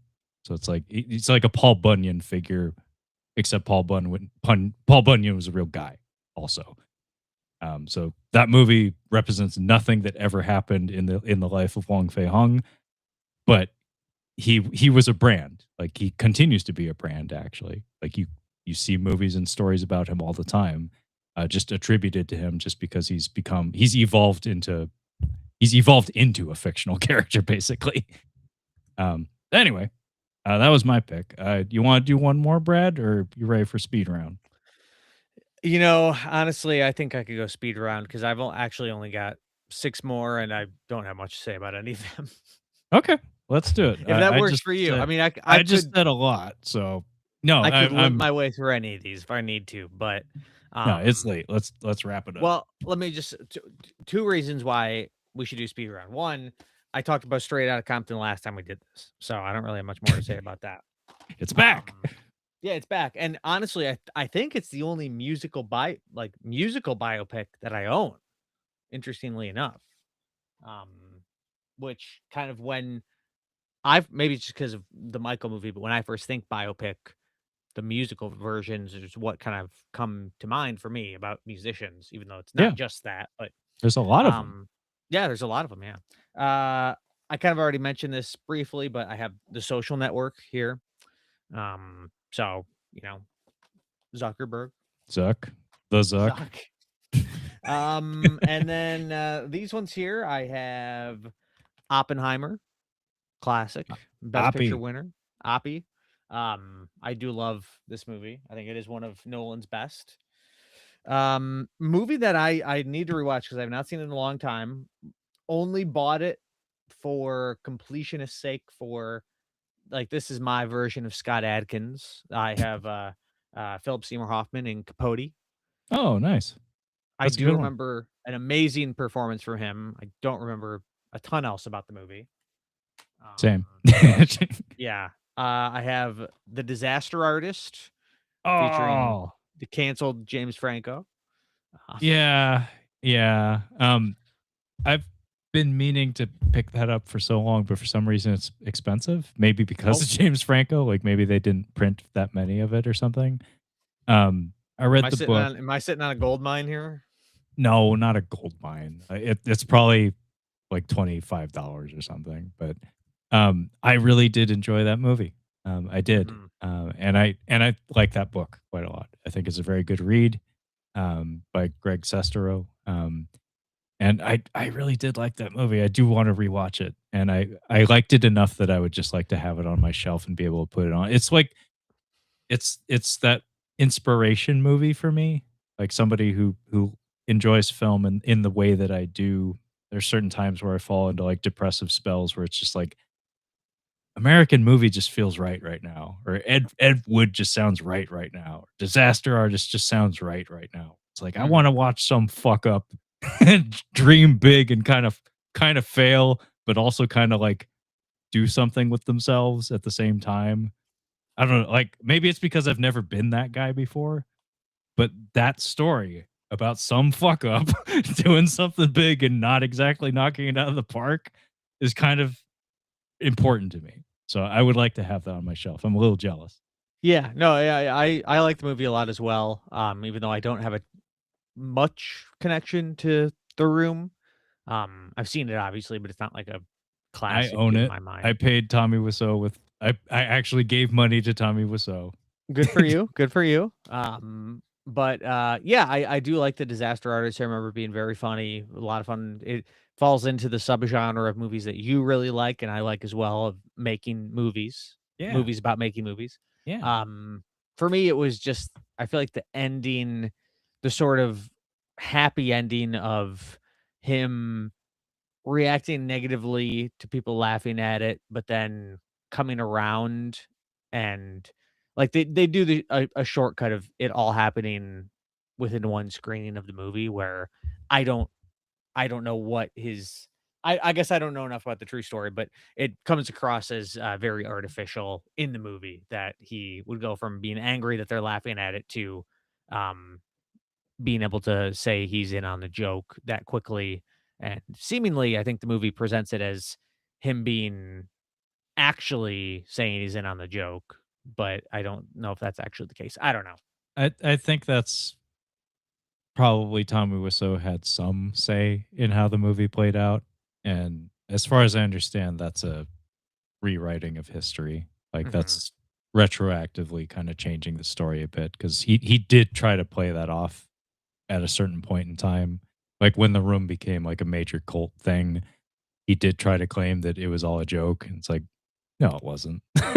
That's why it's remembered, that's why it's interesting, is because this wasn't a joke. This was an earnest attempt to tell a serious drama, a big drama show, if you will. Yeah, yeah. But no, I do like it a lot. And then last one I have here, another Scorsese classic. I have the Wolf of Wall Street. Oh, that's a good one. Yeah, yeah. Another Jordan one that I'm Belfort. long overdue to watch because it's been a while.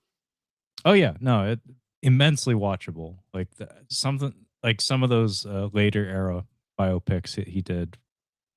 So he just has that magic secret sauce or something when it comes to the editing of his movies. The pace of them is just infectious. Hmm. I don't have it anymore because I got fucked over at a library sale where it was the kind of thing where they it was like $2 or something because it was a late library liquidation sale through like an airplane hangar. It's an annual thing in my region. Um, I opened the case and only the special features disc was in there. Oh, I was like, "Fuck." ouch. The Aviator. Oh I yeah, really like The Aviator. I really enjoyed that quite a lot. yeah. And The Wolf of Wall Street, also I've another actually real. never seen The Aviator, so I'm overdue for that for sure. Check it out. I liked Yeah. it a lot. I will say Wolf of Wall Street, love the movie. It's up there is probably top 5 Scorsese for me, but the thing that always brings it down every time, do you know what I'm about to say? No, but go. The Foo Fighters needle drop. Oh, yeah. Terrible. Yeah, yeah, I've heard you say this before. Terrible. It It's it so feels bad. wrong, like, it Yeah. feels ugly. It's like, Yeah. Marty shouldn't do 90s. Like, Marty No, doesn't belong in the 90s. but I will say I can't think of any other needle drops in it besides these 2, but his Lemonhead's Mrs. Robinson cover needle drop, that is an amazing needle drop. The Foo Fighters one just does not fit the scene or the vibe. It's I think terrible. that isn't that, like, on the yacht or something? I forget exactly its placement in the movie, but The I Foo know what Fighters you're. one? Yeah. I I believe so, yeah.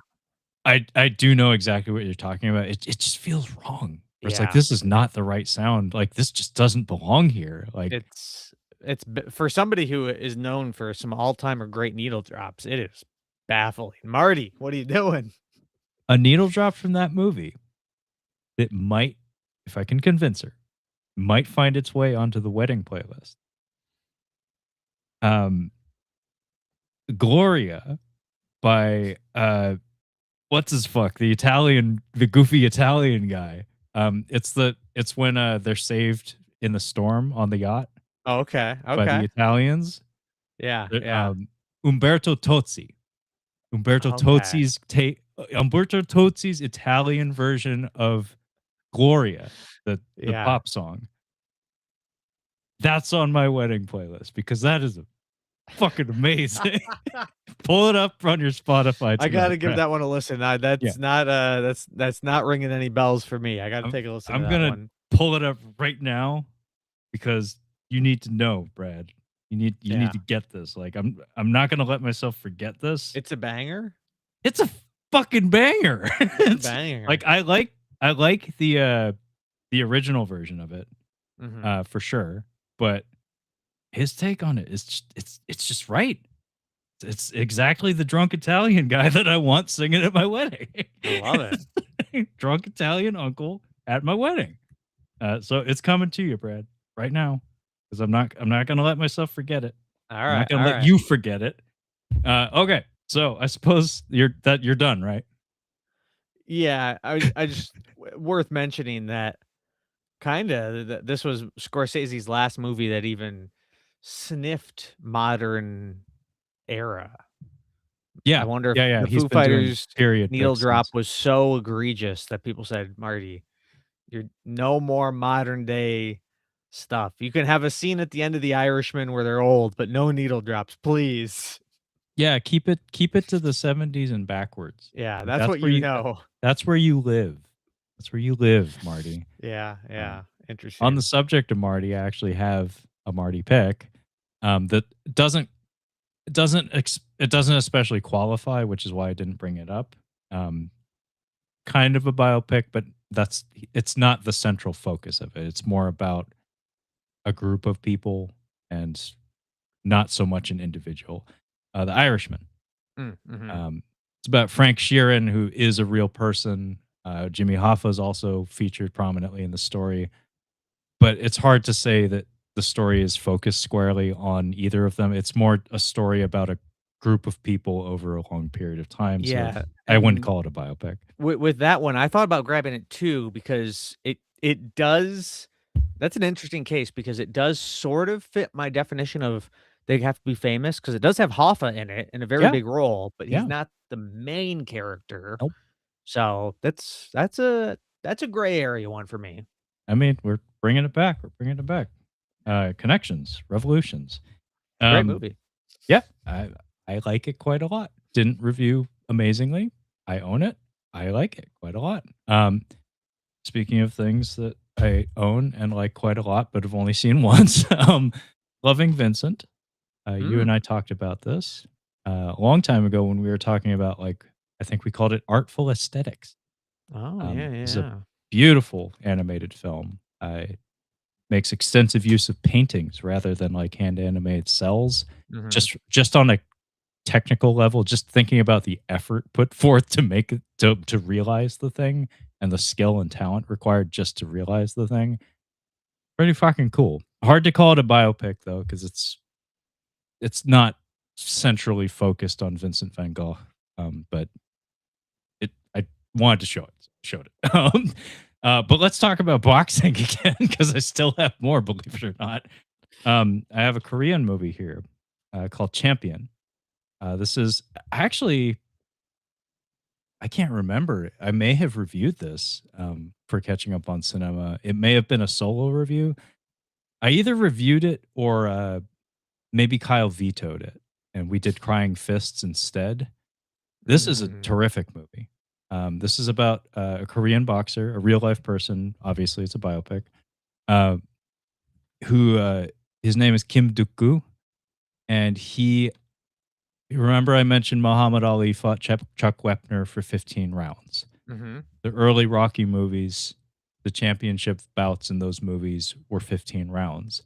Kim Duk-gu is actually the man responsible for reducing championship rounds in boxing to 12 rounds because he was killed as a result of a boxing match fought in an open air arena in over 100-degree weather when he was severely weight drained and also flew from Korea to the United States.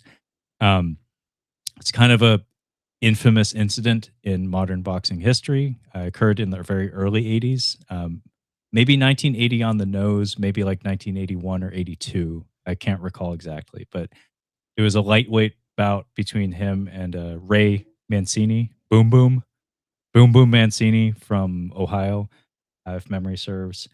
And yeah, Kim Duk-gu was grossly underqualified to fight the champion of the world at the time.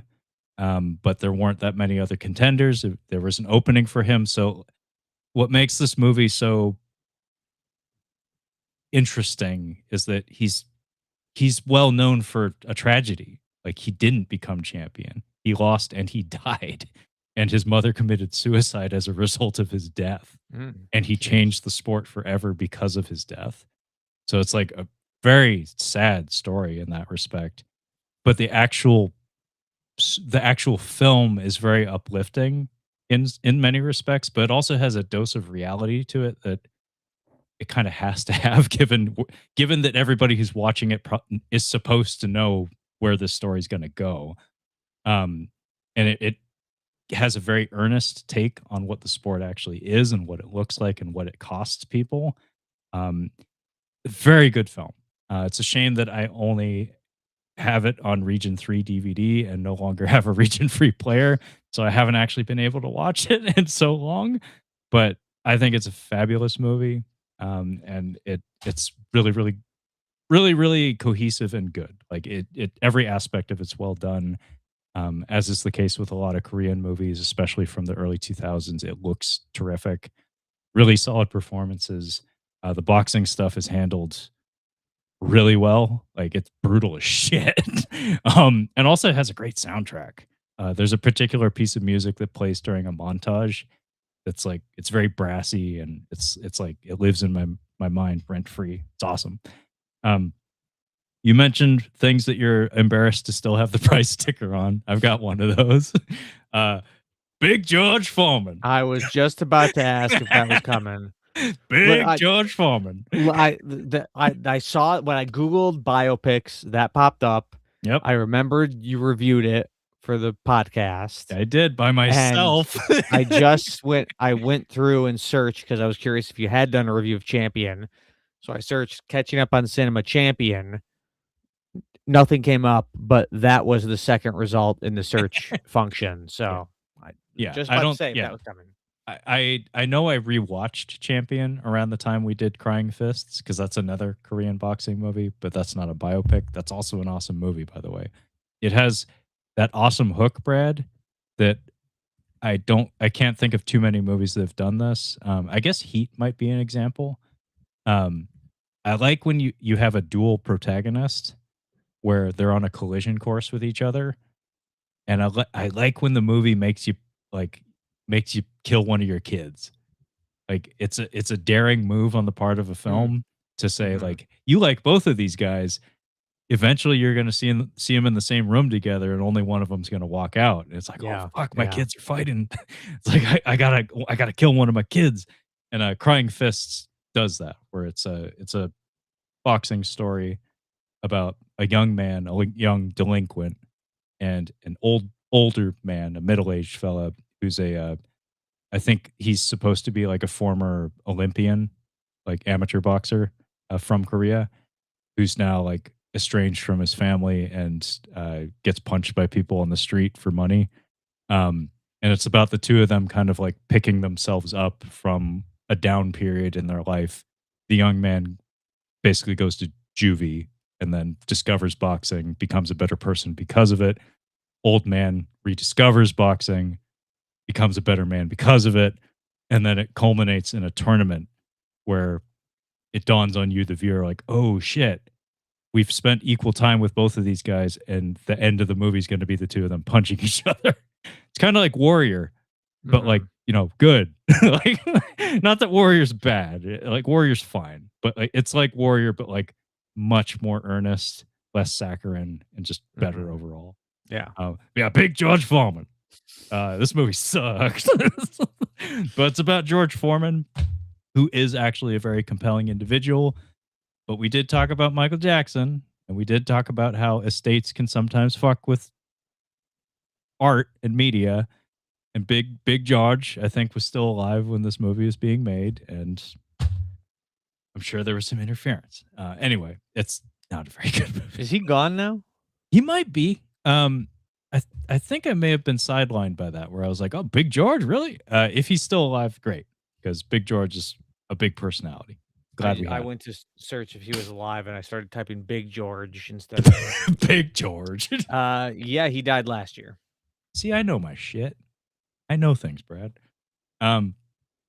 Last thing, and this is going to require the big screen, because I've been building up to this, and We talked about bullshit. We talked about Michael Jackson. Jesus Christ, what happened? All of this, Brad, Oh, is Ip yes. Man. All of this, all of these are Ip Man films. This is what happens.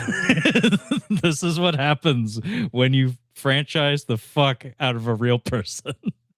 So, Ip Man 1 through 4 on 4K. Mm-hmm. Ip Man 1 and 2 on Blu-ray. Ip Man 3 on Blu-ray. Ip Man, Final Fight, starring Anthony Wong, not related to the aforementioned Donnie Yen films. Master Z, spin-off to the aforementioned Ip Man films, not featuring Ip Man, but some Okay. returning cast members from the Ip Man film. The Legend is Born, Ip Man, starring a couple of people who are actually in the mainline Ip Man films. In fact, the guy who plays Ip Man in this is a goon in Ip Man 2 who just gets punched in one scene. I don't know how that casting happened, but same fucking guy, totally different franchise, same fucking character. Holy shit. 3 of the people on this cover are in the Ip Man films, but this is not the Ip Man film. This one's funny, Brad, because this old man here in the corner is, I think that's Ip Chun, who actually is Ip Man's like surviving son, one of them. Okay. And Nice. this movie exists because he took umbrage with the way his father was represented in those 4 other Ip Man films and spin-off film. So he and some other people scrabbled some funds together and decided to make this the quote definitive Ip Man film, which is equally gross in its fictionalization of the portrayal of the character, but features Ip Chun in a fight sequence. So you get to see a 90-year-old man have a fist fight with a young man in that one. But yeah, there's also a TV show that in between all the production of that went on, I think, for at least 2 seasons. Yeah.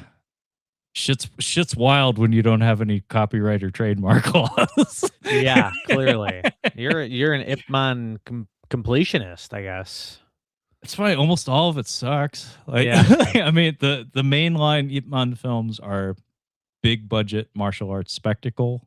Like in terms of aesthetics, production design, choreography, all that and soundtrack, all that business. The Ip Man films are top flight.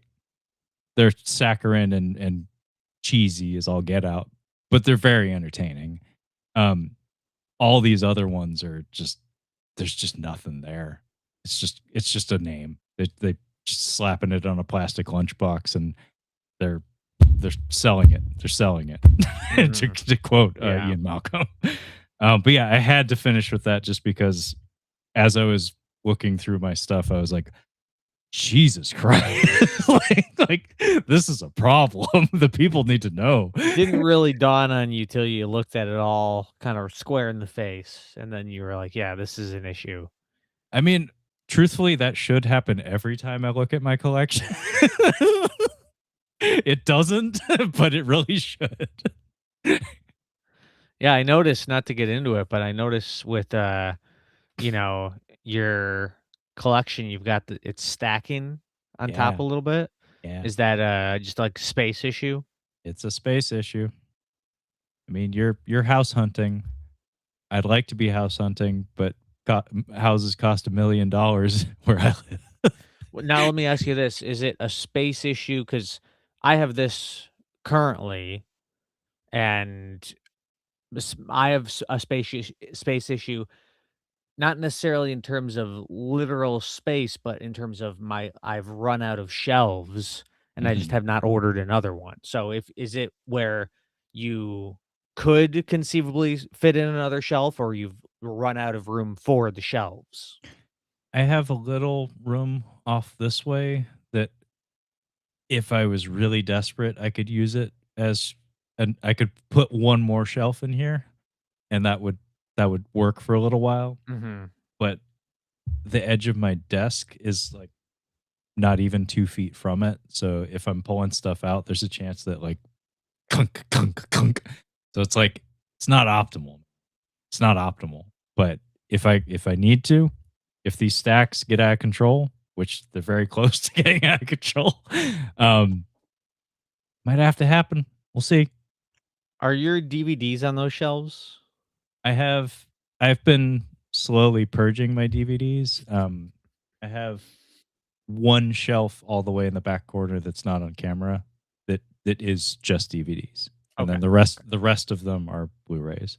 Because I was gonna say, if you're running out of space on the shelves, not saying to get rid of the DVDs, but that'd be my first tip. I'd say, listen, keep them as much as you want, but you can, if you're not displaying them, you can find a lot more ways to store them.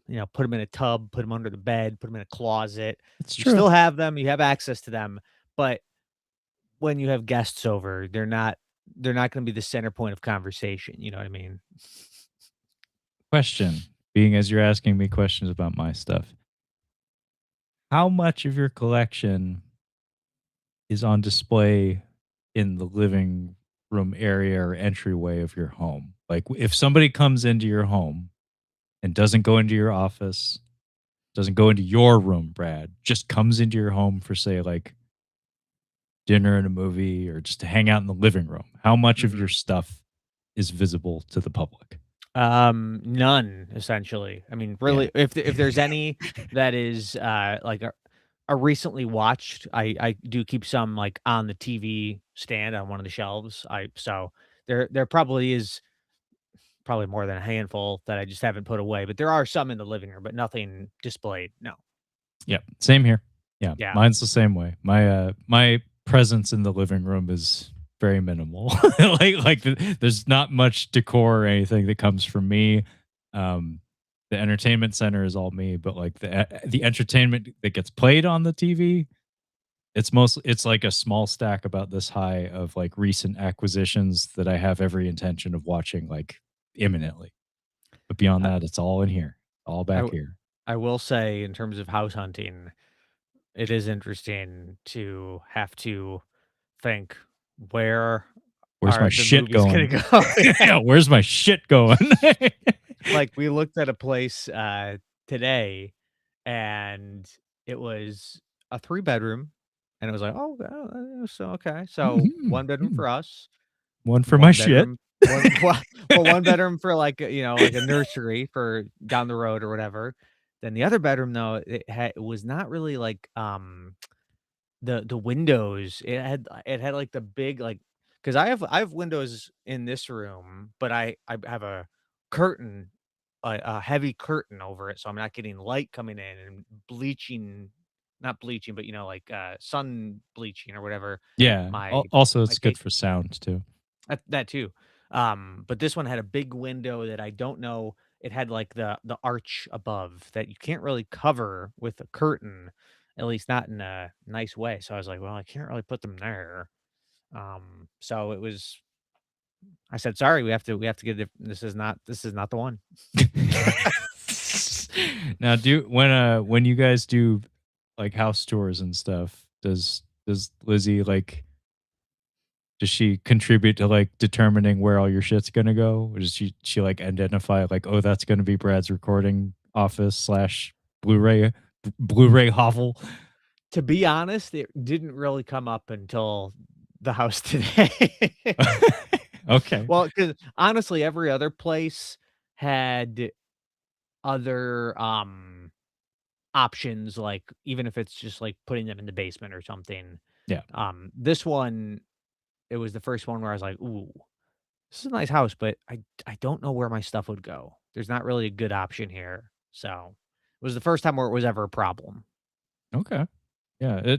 I think it's charming. My fiance like she'll like find like a small bedroom in the house or something. She's always like saying, "Oh, that's where you can like record and put all your shit." I mean, she doesn't say where you can put all your shit, but that's what that's code for. And I'm like, "That's so sweet that you think of that." Like, I don't think in those terms. I just assume I'll have to like find a place for it. Like Yeah. I'll either have it or I won't. But like for her, it's like it's important. She's like, that's a thing that he does. Like it's like if we're That's gonna be together, it has to be it has to be accepted. That's a thing that he does. I don't understand it. I don't exactly approve of it, but it's gonna happen. So I just better get out in front of it. that closet there is where you can put your movies. That's where. Yeah, it's like that crawl space under the stairs. You Yeah. can put all your shit in there. But no, I did with one of the houses today. Did have the thought. I thought, well, what if I did put them all in the living room, and that's like a display piece? But then I was like, there's like maybe 10% of people that I would want to not even want like.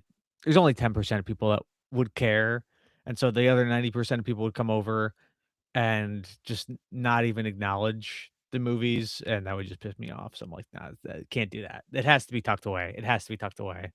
Yeah, I mean, I'm very good at remaining reserved about these sorts of things. But yeah, if I brought someone in this room and they didn't have anything to say, like anything to say, I would think less of them. Like Yeah, one, yeah, that's kind of rude. Like Yeah. clearly there's a passion there, maybe even a problem. You should probably say something about it. Like, It'd be like if somebody who is like big into model trains, yeah, if you walked into their garage and like let's say that they didn't say, "Come check out my train." They just said, "Hey, let's go hang out in the garage." And they had this big model train set, all blah, blah, and you didn't even acknowledge it.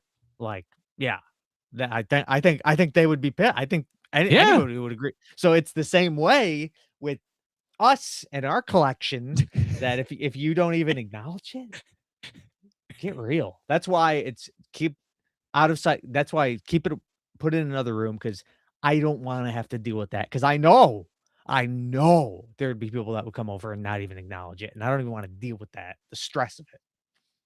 yeah. Keep it where it's appreciated. Yeah. I would push back on that a little bit and say that if you were buying a home, Brad, like a semi-permanent dwelling, you could conceivably be in that place for the rest of your life. Honestly, a lot of people do that. My parents have done that. Like it's not their only home they've ever had, but as long as I've been alive, they've had one house. And when you think of like the permanency of it, it's like maybe you should put your shit like front and center. Like you're not going anywhere. You're never gonna have to move it again, and it's a representation of you and yours. Problem is I don't want people to know my deepest, darkest secrets. Yeah.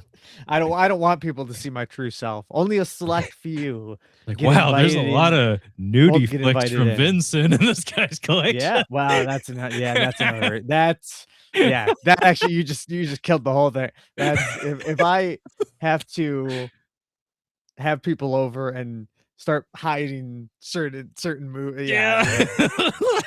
You would, Brad. You would have to do that. Yeah. That's true. Yeah, there are a couple that would not They exist. fly. You have that problem. I don't. Yeah. I have movies about people punching each other. You got fuck movies. I mean, nothing. I honestly though, I don't have anything like that is like X-rated. Like I haven't gone that bad, but some of the Vinegar Syndrome releases do just being like horror movies with tons of nudity in them. They do have some breasticles on the cover and that sort of thing. So I would probably, even if they're in there just spying out, you never know. You have a family over for dinner, Thanksgiving dinner. Little Jimmy runs up and grabs what's one of the ones? Sallow. Sallow. Yeah, exactly. Showgirl. Showgirl. Debbie Does Dallas. Yeah. That's where it gets Deep dangerous. Throat. Yeah. But yeah, good thoughts though. Good thoughts. Yeah. Yeah. Okay. Yeah. Things to consider. Yeah. I think it would be neat to at least have like a exhibition case or something. Like your hot picks or something.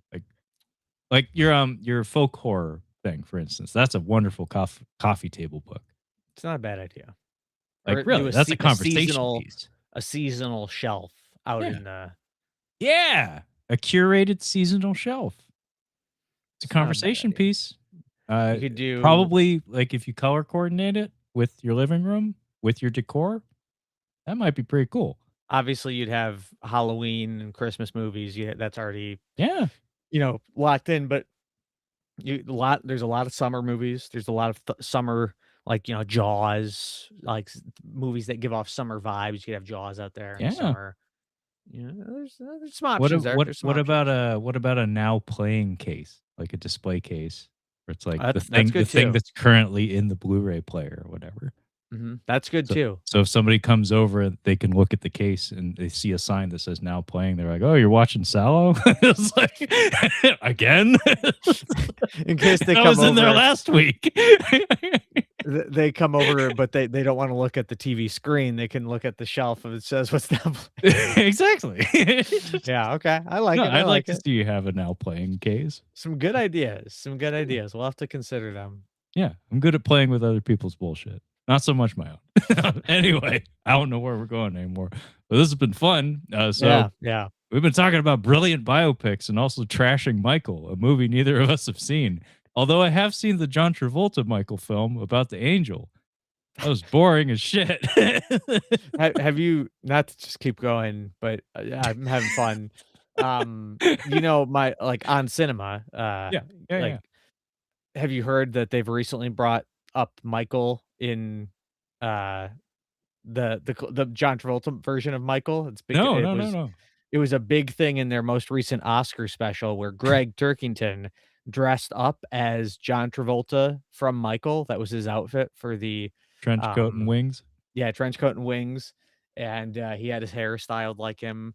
And they play a game in the most recent Oscar special because there was the John Travolta movie Michael and the John Travolta movie Phenomenon. Oh, And you both- beat me to it. I wanted to name drop Phenomenon. It was a weird time, man. John Travolta's an angel. John Travolta gets smart. Yep. And these are concepts from movies in the 90s. The bit is that Greg, he's like, I've got a new game I'm debuting. It's called The Michael Phenomenon. And I'm going to ask you a question and you have to tell me, it's like a quiz show. Is it from Michael or Phenomenon? And he has two people that are from the show competing who have like never seen either movie, so they're just taking shots in the dark. And they're like, both such boring movie. Yeah, they're like, Michael, and he's like, that's correct. I mean, really, it's a crapshoot. They're both such that game show of the Michael Phenomenon, I was losing my mind. It was so funny. I'll have to check that out. That sounds so good. And then Tim is watching. He's like, "Why don't you just have him flip a coin rather than guess?" Like, I mean, really, they're both complete nothing burger films. There's nothing so memorable about either of them except maybe the trailers. So funny. But anyway, just because you brought up Michael and yeah. Anyway, so yeah, brilliant biopics. We've had a very wild array of picks today, but this was great fun. Thanks for joining me tonight, Brad. But before we go, great to be here. Before we go, though, hey, buddy, how about you let our listeners and or viewers know where they can find you and your awesome podcast? Yeah, thank you, Trevor. It's the Cinema Speak podcast. You can find us on how do I do this? Way to beef it. I can't stop thinking about Michael now. We're on every podcast platform. Just search Cinema Speak. You can find us on Twitter at the Cinema Speak, Instagram Cinema Speak Podcast, and on YouTube as Cinema Speak. And if you just want to find us on the webpage, cinemaspeak.libsyn.com. All right. Well said. You got there. As for myself, obviously the show is called Catching Up on Cinema. You are listening to it and or watching it. It is available pretty much everywhere podcasts are found. We're trying to post weekly lately. I know it's been kind of inconsistent, but I got my buddy Levi, Your Captain Speaking, is the name of his YouTube channel. He's been joining me. Definitely check out his stuff on YouTube. And we've been talking about pirate movies. Not financially successful pirate movies. That's the subcategory I've been exploring. Pirate movies that bombed. So check that out. I finally got all that stuff uploaded. We actually had a backlog. That never happens. Yeah. Anyway, we're also available on YouTube, obviously. Hopefully you're watching it. We try to do live streams once a month. We've been on top of it. I don't think we've missed a month in how many years, Brad? We've never missed.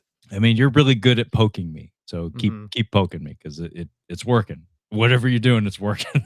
So, anyway, yeah, we do a live stream called Tales from the Shelf. You just enjoyed it, hopefully. And yeah, look forward to next month, probably towards the end of the month again, when we'll do another one. Who knows about what? Maybe we'll do a 3-hour review of Michael. Maybe the John Travolta. Mike. We could do Michael and Michael together. Mike and Mike. Yeah. Michael double feature. Yeah, the Michaels. We could do a whole episode dedicated to the Michaels. But yeah, that being said, thank you so much for joining us this evening, and we'll catch you next time. Bye.